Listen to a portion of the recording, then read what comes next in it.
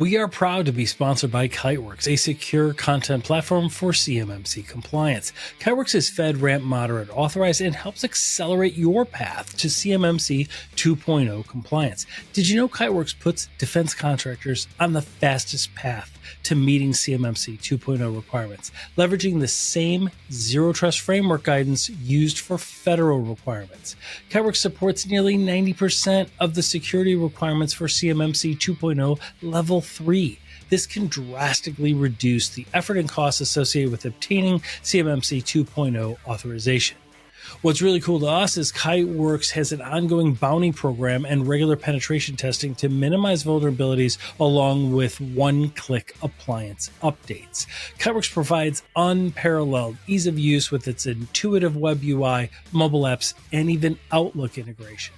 This user-friendly experience avoids productivity disruptions during your CMMC 2.0 implementation. Accelerate your CMMC 2.0 compliance and address federal zero trust requirements with Kiteworks' universal, secure file sharing platform made for defense contractors.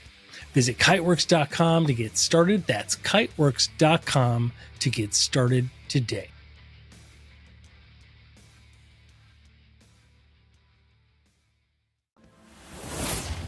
Thanks for taking my call. Quick question.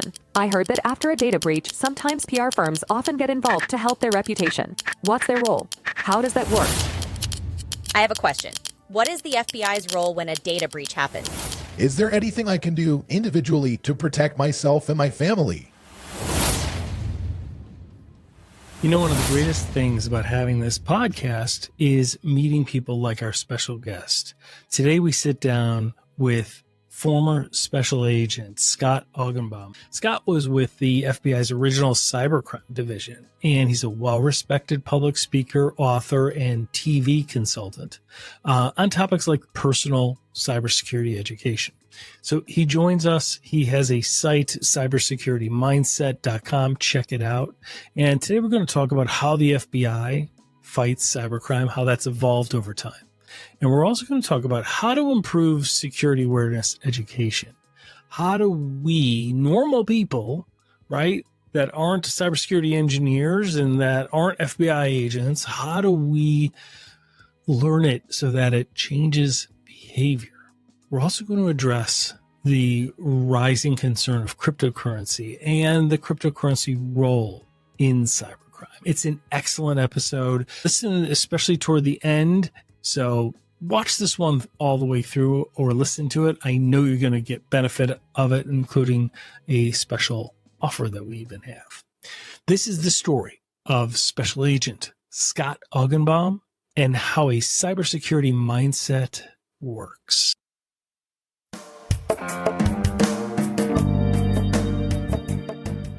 Come join us as we go behind the scenes of today's most notorious cybercrime. Every time we get online, we enter their world. So we provide true storytelling to raise awareness, interviewing global leaders making an impact and improving our world. Translating cybersecurity into everyday language that's practical and easy to understand. We appreciate you making this an award-winning podcast by downloading our episodes on Apple and Spotify and subscribing to our YouTube channel. This is Cybercrime Junkies, and now the show.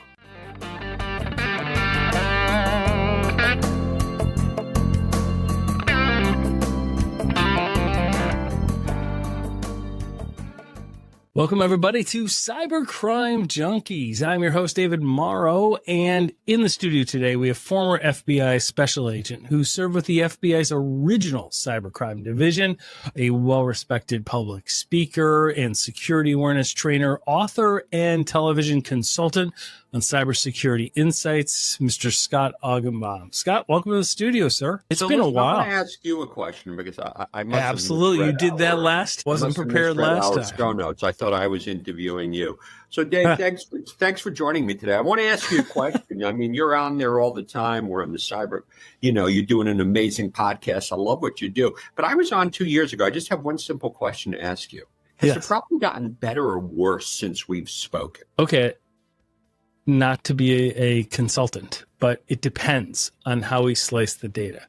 It has clearly gotten worse, in my opinion. Overall, it's the volume of attacks have gone up, but certain things have gotten better in the sense that I believe that international law enforcement has done a very good job disrupting some of the dominance that some of the organized crime units have had, gotten a better job at breaking up and really hunting down some of the bad guys. Unfortunately, this would be a great conversation. I don't agree with you one bit. I think really? Okay, yeah, well, let's... Absolutely not. Well, this is what's great about this. I This have is an three awesome examples. conversation. I've got 3 examples. I've got Lockbit, right? The dismantling of Lockbit. I've got Black Hat, right? Where they basically did an exit scam, but they had been dismantled in the fall, and their infrastructure was taken down, and a lot of the decrypt keys were given to victims, saved a lot of people a lot of money. And then just recently, Scattered Spider, one of the head ringleaders, 22-year-old lad over in Spain, boarding a flight to Italy, was just picked up. And they were, as you know, they were in tie with Black Hat to conduct a lot of the big breaches that have been in the news, like the MGM and Caesars breaches. So that's what I was basing my assumption on, but I thought that things were overall. The FBI and the Secret Service do an amazing job, and I give credit for that. But it's kind of like when we go back and when we were saying, "Hey, look, we're winning the war on drugs because we make a couple of high-profile." Yeah, that's a good point. There was a couple of years ago, I did an interview because one of the leading kingpins in the business email compromise. AKA Hush Puppy, was arrested, and everyone was patting themselves on the back, and they did an amazing job. But let me ask you, are we any safer today? No, Absolutely business email not. compromise has gotten worse. The fact that we got 3 kingpins, it's showing a message that, look, law enforcement will lock you up. However, now all that stuff is out. It's in affiliates' hands. Right. It's out of the bag over here. And now that could get into anyone's hand with crimeware as a service where you can buy this stuff.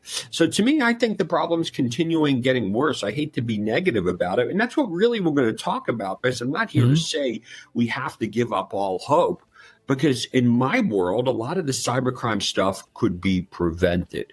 Right. I'm so excited that you had me on here again. So let's I promise I'm not going to take over the interview. No, this is great. I welcome an open discussion. Like, this is great. I mean, my first question I had was, how has it evolved since you first started dealing with it? And we just started on that topic. I mean, to me, what I'm seeing and what is concerning to me, and this is what I want your insight on, is the amalgamation of things. It's the blurring of the lines. You used to have like the Russian ransomware or the Eastern Bloc ransomware gangs, right? And then you had these groups of like kids and script kiddies and social engineering groups.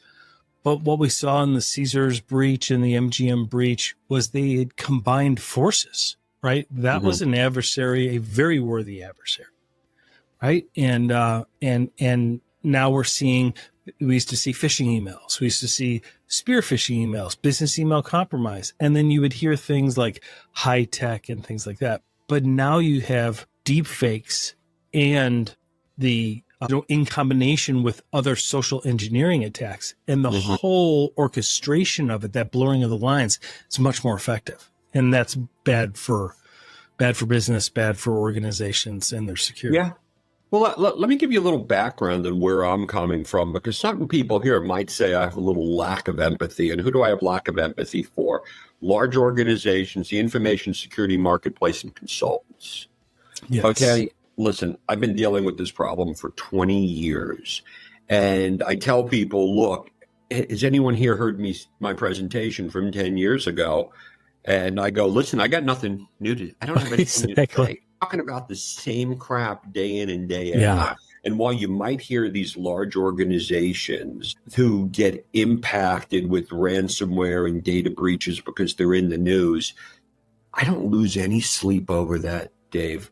I'm sorry, because you want to know what I deal with every day? I deal with what I just dealt with the other day, where I had an individual who contacted me because they got tricked on a cryptocurrency investment scam, and they lost $600,000. And when we talk about the 4 truths of cybersecurity, the things that this person never expected to be a victim. Law enforcement's not coming in with a magic wand to fix the problem. There's no reset button. We're not getting the money back. Right.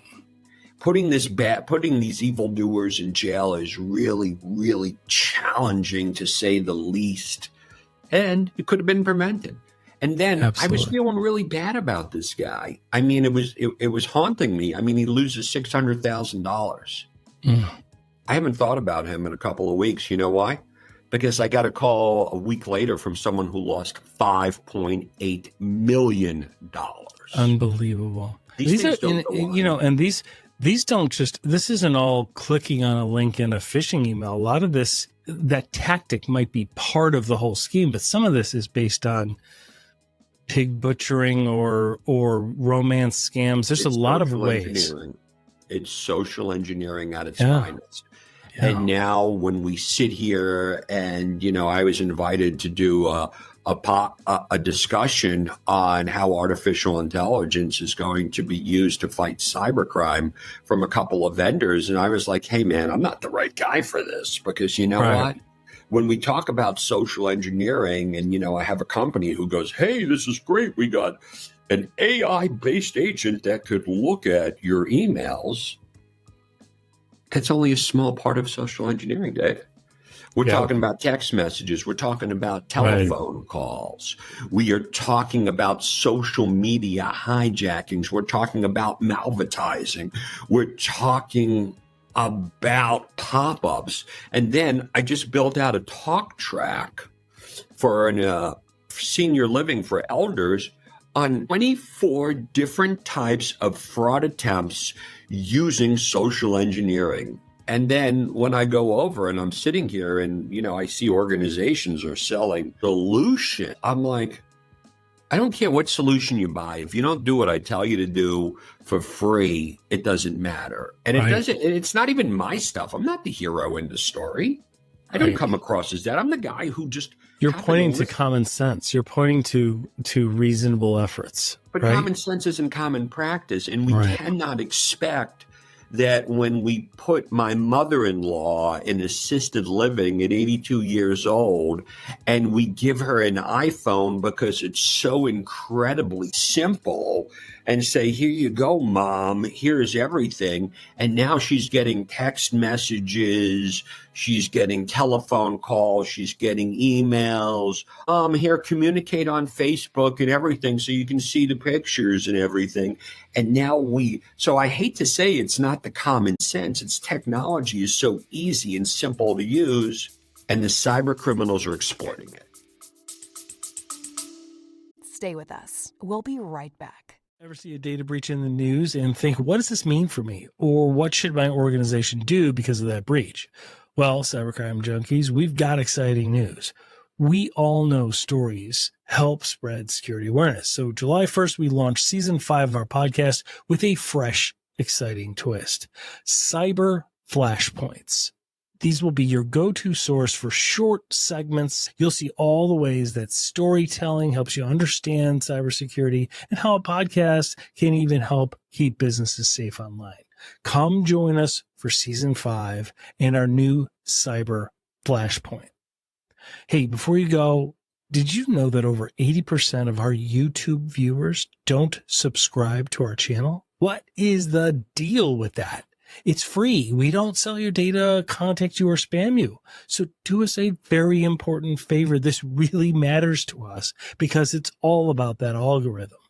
Please subscribe to our YouTube channel at Cybercrime Junkies Podcast, right there on YouTube. Thanks for listening, and let's make season 5 the best ever.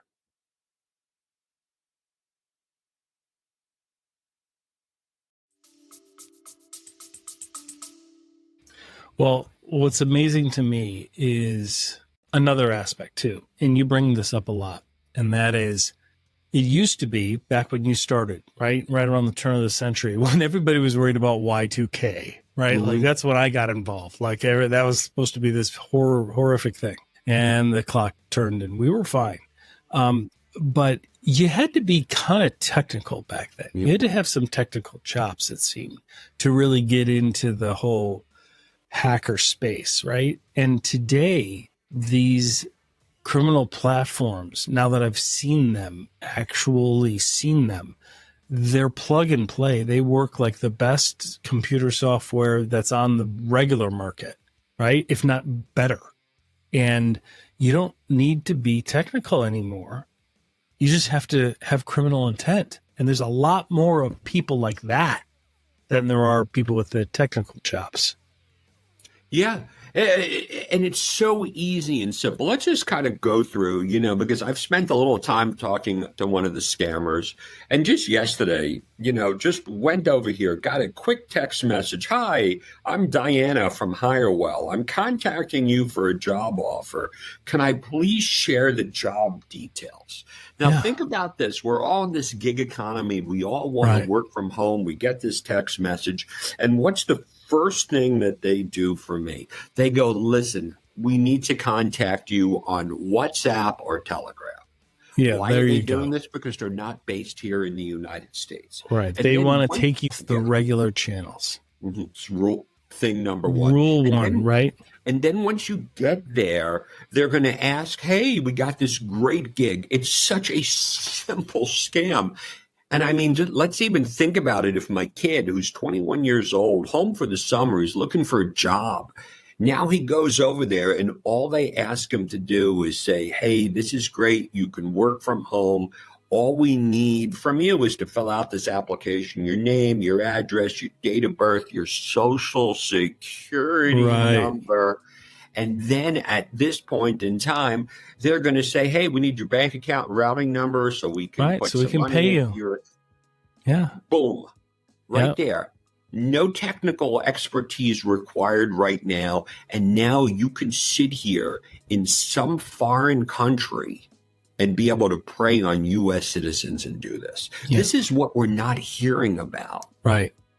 Well, because the industry doesn't have a solution for it, right? Like there's no security out of a box that they've figured out that's going to cure that. Mm-hmm. And so that's why we don't hear about it.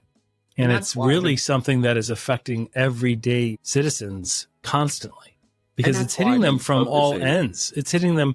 It's on Facebook ads. It's on social media, TikTok, you name it. And it seems like whatever you want, whatever's important to you, they're going to use that to lower your guard and act like they're going to give it to you. And that's how the social engineering.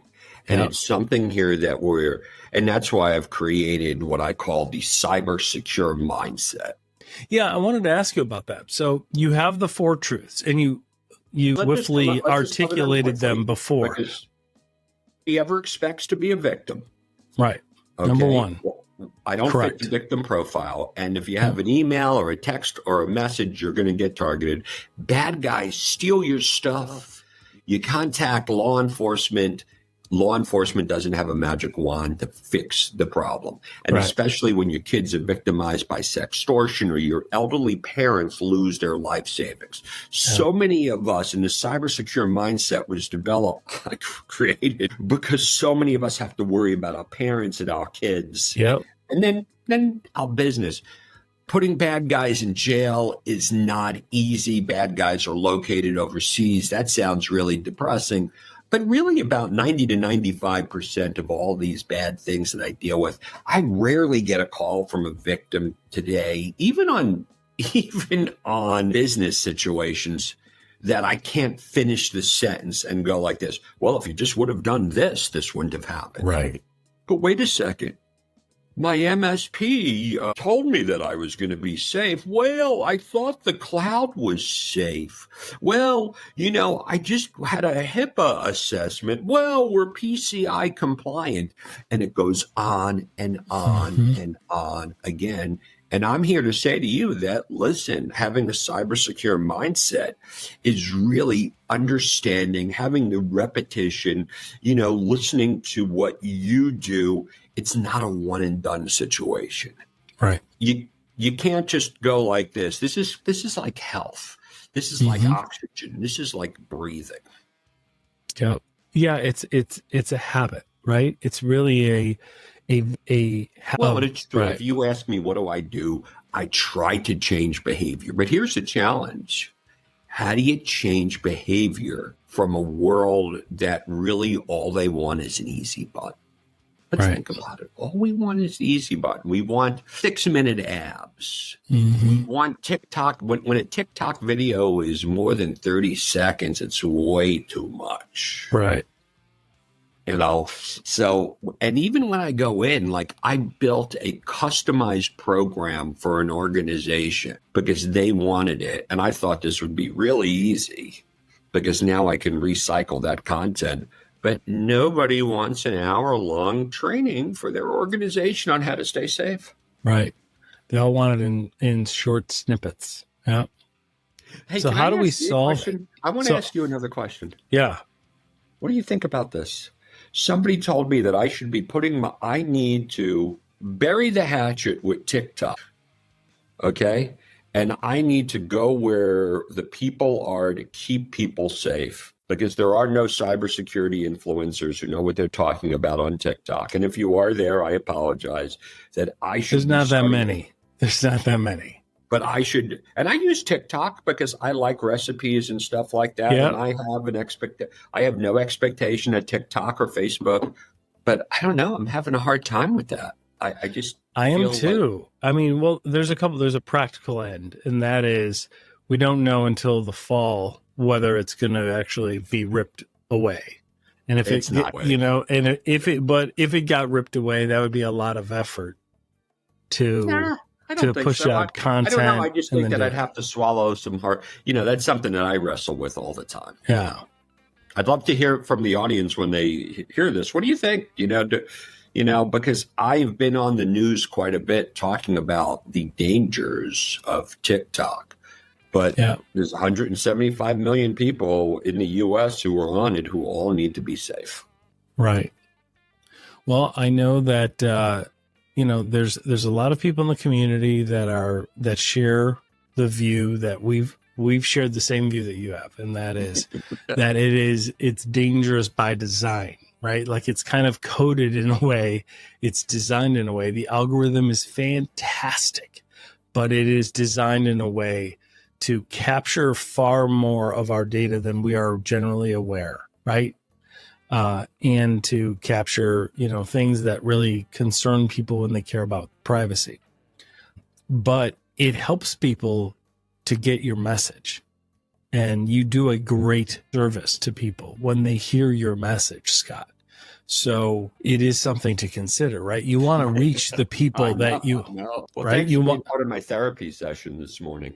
Yeah. I mean, you want to reach the people that you want to help, right? And if that's the platform that they're on, maybe we use a Proton email when we sign up for it. Well, it doesn't even matter if we do it because we're still downloading the app on a phone or a computer. Yeah, no, that's the issue. I won't put the app on my computer, but well, what are we supposed to do? Like get burner phones just to use TikTok? Am I supposed to go to like Walmart and get like a $9 phone to use TikTok?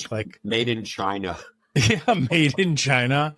So, right. And just use all different passwords when I'm doing it. Right. Like, yeah, I guess that would be a very safe way of doing it. But then we can get our message across. Yeah. Okay. I mean, that would be for those startups in Silicon Valley. That would be a good solution for you to solve. How do the people that care, that want to educate and share awareness, right?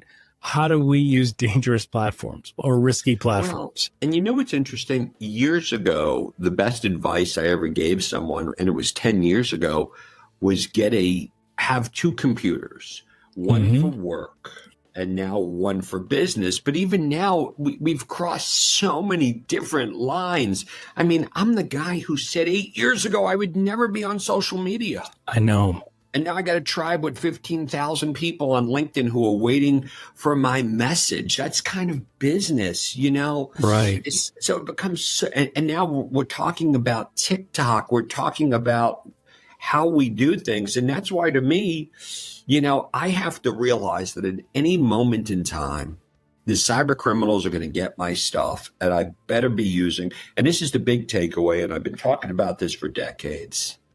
Multi-factor authentication. Two-factor authentication on every bit of remote access on your life, if you haven't identified your mission-critical platforms, the cyber criminals are going to get your stuff. Right. And I mean, it gets down to that cybersecurity mindset, right? That cybersecure mindset. If you don't have a robust password system in your life, right? Like so many people, you had mentioned earlier when you come back and you do the trainings, right? Well, when I've done the trainings and I'm going back a second time to the same group, I can't tell you how many people have come up to me and said, I took your advice. I have a really good password now. I use it on everything. And I'm like, no, that's not what we said, right? Like you have to have the reuse of passwords is really risky. It's really dangerous. Hey, and it's really, for me, and that's why I kind of created like a really basic framework that That's if good. I could go back in time and I could, and the framework, you could tell it in 2 minutes, 10 minutes, an hour, or a workshop. But these are the things, if I can go back in time and I can sit with my victims, these are the points that I would tell my victims. Well, first of all, you need to understand the 4 truths. The 4 truths are what changes our behavior. You're not getting your stuff back. Nobody's going to jail, but it could be prevented. So what are these things? I want to gloss over them really quickly and then have you, if you want a deep dive. Let me tell you what my victims did not realize, and it's to this day. Number 1 is social engineering is the number 1 tool in the cyber criminals tool belt. And it is so much more than just emails. You have to understand social engineering at its finest. What is it? It's tricking us into doing things we normally wouldn't do. And now technology is assisting us. That's number 1. Number 2 is all the cyber criminals need to steal from you today to wreak havoc on your life is your username and password. The account compromise is where most data breaches are occurring for small and medium-sized businesses because they do not know where their information is. They do not know how many different cloud-based platforms they have in their organizations that they are overlooking that are not in control of. First of all, let's just assume that these small businesses do not have an information security person. Right. They do not realize that the HR platform, the marketing platforms, the accounts payable, the QuickBooks, all these different cloud-based platforms are what the cyber criminals want. And they're banking on a couple of things. 66% of the population is using the same password from multiple platforms. And that's the question I ask all the time. Are you using the same password from multiple platforms? Then you need to identify, you need to do this audit. And this is the audit that's being missed in all the risk assessments. All the check the box risk assessments are not looking at this. And we're setting up strong, robust passwords for each one. And then we're using 2-factor authentication on every bit of those. That is 90 to 95% of today's victimizations that are occurring across the board. And what's amazing is that while it seems arduous, it's not, right? And it would solve so much of it. And it is something that is not on most, like you said, it's not on most audits or assessments, that individual user audit, right? Yeah. And that's why, to me, it's so important that we do this at the individual level. And when I sit here and I agree completely with that. And I'm doing my conferences and I'm speaking, I'm like, look, here's the list. Here you go. Here's my book. I have tried to change corporate behavior more than anyone. I have sat down. I mean, I could tell you stories about companies that are in the news that I have told them decades ago they need to do this. I can't change corporate behavior. I'm not trying to change it, but I can make sure you and your family stay safe. Right. That's my hook. That's where I end up getting into these organizations to be able to do it. That's why for me, you know, I'm a content creator. So I'm getting the calls from the companies that are dealing with the know-befores of this world. And they said, Scott, we're having a problem. Could you create content for our organization? And can you make it personal? And I hate to say it, if I can really give you the basic things like, so, and I tell organizations, I go, you want to make it fail? Here's what you do. Tell Scott Augenbaum, retired FBI agents coming in to teach you how to keep the company safe. Nobody cares. Scott Augenbaum's coming in to build content to teach you how to keep your family safe and keep yourself safe. And then the C-suite's like, wait. We want to hire you to keep the company safe. And I'm like, trust me. But if you do that, that's what we do. So when we're educating, we're doing security awareness, we give everybody that attends some take-home resources so that they can figure out how to freeze their credit, how to institute multi-factor, how to do better passwords. Because the organization benefits, don't they? I mean, if their employees, for their own interests, because they want to protect themselves, and because they want to protect their families, if they have better cyber hygiene and those habits, and they bring it a cybersecurity mindset, right? And they bring it to work with them, the organization benefits. In theory. Yeah. And that's why, to me, it's just to me also, you know, I feel like I get very frustrated at times about this. I was recently called in by an organization who said, hey, could we hire you to come talk to our board? I was like, yeah, sure. Hey, listen, easy money. This is great. I do what I love to do. And I'm like, okay, what do we got going on? Because, you know, they're hiring me because I have this superpower that you don't have. All I get to do is say, well, when I was with the FBI, if these people just would have done this. It's a living. Don't judge me, okay? But so, you know. But it's good, right? Well, I mean, spreading awareness is invaluable, in my opinion. I don't know. Unfortunately, I think so often, and this is why, to me, I'm spending the rest of my time focusing more on individuals and organizations. No, individuals, you know, that's why I love to say I have a passion project life. The cybersecurity mindset is a passion project. And as a result of that, I get hired by companies. And if you ask me what I do, I'm an entertainer. They pay me well. I check a box. And here's some of the frustrations, David. And tell me, how do you think I should reply?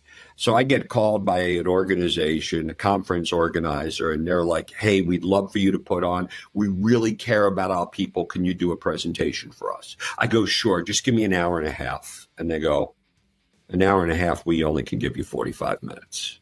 Yeah. And then I have to remember, I'm not a government employee. You're supposed to charge as much for as doing as little as possible. Right. And I go, but hey, wait a second. I said, they're not going to remember anything in 2 or 3 days. I mean, let's think about it. Right. I said, I have a bunch of videos. I said, I'll license you the videos as part of the engagement so they can be reminders. I can come back. I said, all for the same thing. I can do a webinar. And the conference organizers get way stressed out, and they're like, no, we don't need that, Scott. Right. We just heard you're a good speaker. Do you want the gig or not? And I'm like, all right, I'll take the gig. Yeah, it's very frustrating. It's very frustrating, right? When they want it done in 30 minutes to 45 minutes, it's tough. I mean, but they pay me. I mean, let's be in all honesty. Like, I sit here and I talk to my wife, and she's like, "Stop your belly aching. You get paid to do what you love to do." I know. So, I hear the same thing, but I really want to help people. Right. And even a little bit is better than an hour and a half. But it does take an hour and a half to really explain the context, because here's what you're doing, in my opinion, is you're getting people to care. When people think generally, making a generalization, but generally when people think of cybersecurity, they think the IT department or they think the tech guys, and they think that's their job. I'm on my job. And I think the goal of spreading awareness is for them to realize in general, every time we get online, it's everybody's job. Absolutely. I mean, and you know how passionate I am about this? For anyone here who has listened to us and they're here, I'm going to put a little Easter egg in here. So if you have gotten this far into our podcast, go to my website, cybersecuremindset.com, and leave me a message, and I'm going to send you the audio copy of my book, The Secret to Cybersecurity. But don't put that in your show notes, okay? Okay, deal. They have to listen to that part over here. So just go there and say, I want my book. And I'll there do you go, that. and you will get it. And it's a good book, I will tell you. Like, let me give you my basic plug on my book. Yeah. If you're looking to read a good book by an FBI agent who saved the day, put a lot of bad guys in jail, and is really smart, not my book. I'm not the guy. Go wait for Darren Mott to write. Go read Darren He's Mott's got a new one. Darren's got some new one coming out. I love Darren. I do too. He's awesome. I'm not the hero story, okay? That's great. I am not the FBI agent who saved the day. I'm the FBI agent who learned from all these bad experiences. Yeah, you're hearing constantly from the actual individual victims, and that gives you a unique insight. Yeah. It's really tough. It's really tough when the individuals, because after we started this podcast, we've had individuals reach out to us either on LinkedIn or YouTube or our website, and they will explain how they've been ripped off. And it's tragic. I got one last night. It's really tragic. And we guide them a little. But the truth is we kind of explain your four truths. We kind of explain to them, look, nothing's going to happen to these guys, right? That's what drives all me, you can do is learn from it. But when you're sitting here like I am, and this is what I tell everyone during my conferences, I'm like, take advantage of what I want to do, what I'm giving you. Because when you call me, unfortunately, I'm going to take your call, but I can't help you. Right. And then I get some grief from the law enforcement community today. I'm working with a group on pig butchering, and they really were not happy with me when I said we are not going to arrest our way out of this problem. Law enforcement loves to do cases. They love to arrest people. Yeah. Because you can close it. I mean, there is circular, there is execution at the end, and then there's a feeling, like a neurochemical feeling that it's solved. And this isn't solved, right? For decades, I experienced it, and I'm not trying to diminish it. I'm just trying to say that, do we need to hire more FBI agents who can't put bad people in jail if 90 to 95% of it could be prevented? Well, I think here's the thing is the metric that you're succeeding at isn't one that is trackable or tracked. By raising awareness and preventing someone from falling forward in the first place, there's no way of tracking that. There's no way that you can say, because of all of our combined efforts, we have educated X tens of thousands of people. They had the wherewithal not to do this and that, and therefore they didn't fall for these scams, or they didn't fall prey to this social engineering. But there's no way of knowing that. One of the things that I'm exploring now is partnering with certain pieces of technology that are open to the education side. Because if you take my education piece and you tie it with identity theft protection, a good antivirus like my friends at PCmatic, a good at-home router, if you bundle all of that stuff together, then you can make progress. Because you know what? You can listen to my training all day long. You know what? But eventually you're going to click on a link. Okay. Right. Eventually so there are so many pieces of technology. I'm just trying, and I'm working on a project right now because a lot of the technology, when I sit here with companies that are doing these types of things like dark web scanning, I go, Yep. what's your education platform? Right. And they're like, well, what do you mean? Education and technology has to be the mix. Absolutely. And occasionally you can see they have some chat GPT generated articles. Mm-hmm. And I'm like, so that's my project, because I hate to say it. There's times I went out, I did that conference. I told people, hey, listen, everyone here gets an audio copy of my book. Out of 70 people, 5 people took me up with it. I get it. Nobody has time to read books. Right. But the audio is a lot more palatable for a lot of people. They could sometimes I can't even give it away for free. Yeah, but with the audio aspect, you're able to do that while you're driving, while you're on the treadmill or the bike, things like that, right? Or when you're at the gym, there's a lot more opportunity to still have the message resonate. And that's where I'm trying to really start to read some of these books, more like by Anthony Robbins, and try to condition people to do this.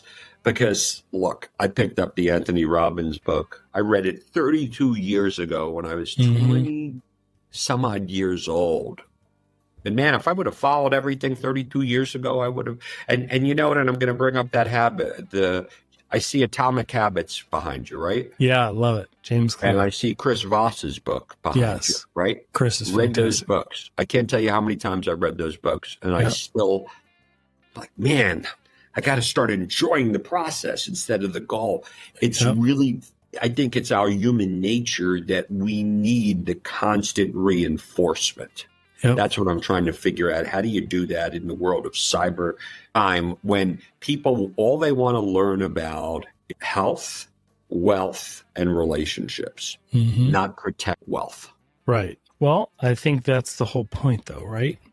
So I think what we have to do is, the message I'm hearing, Scott, is we have to get on TikTok with a workout video on how to get rich. And by the way, have like a bunch of music and some rappers and some, I'll get Darren, we'll do a viral dance. Yeah, we'll do something like that. And then we throw in there, and by the way, change your passwords.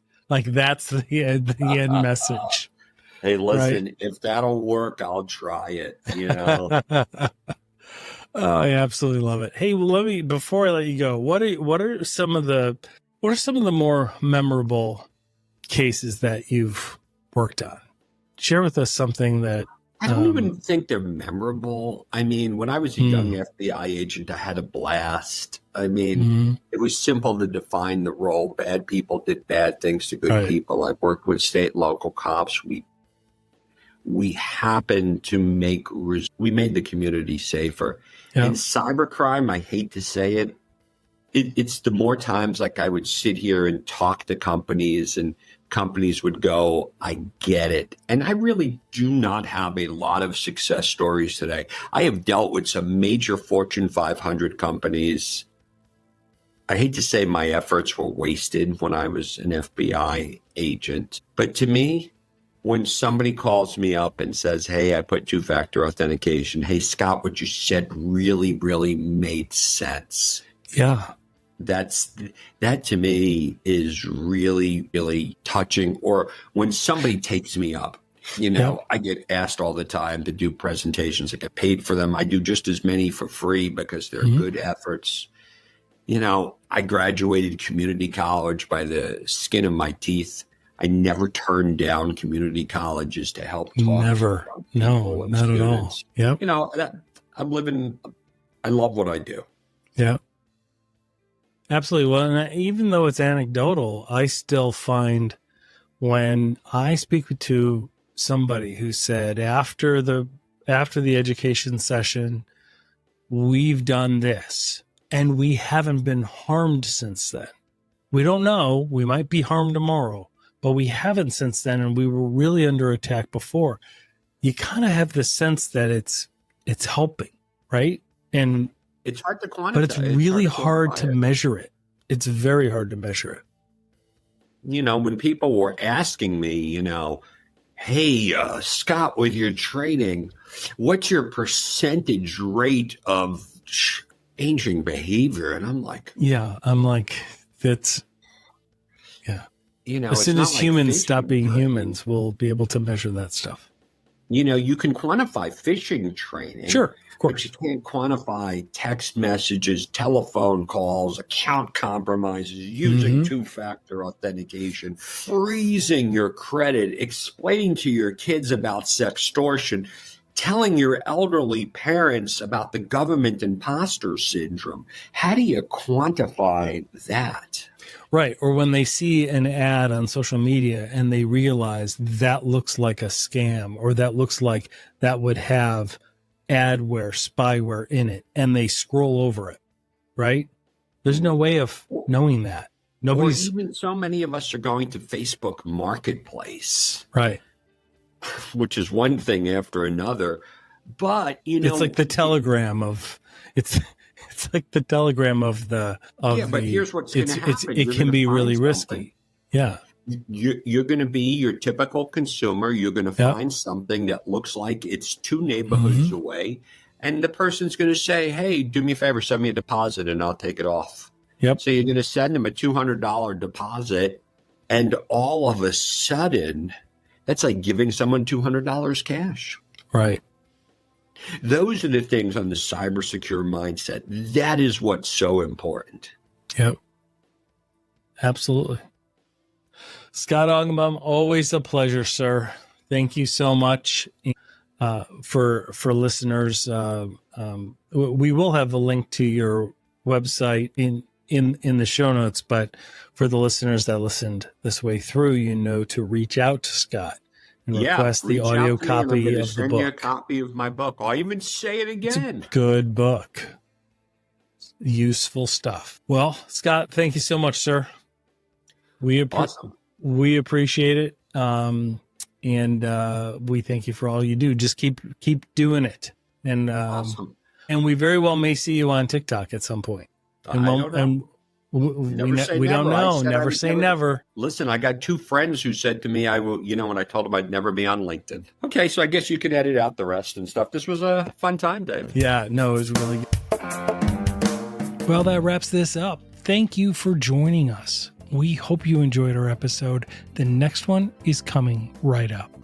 We appreciate you making this an award-winning podcast and downloading on Apple and Spotify and subscribing to our YouTube channel. This is Cybercrime Junkies, and we thank you for watching.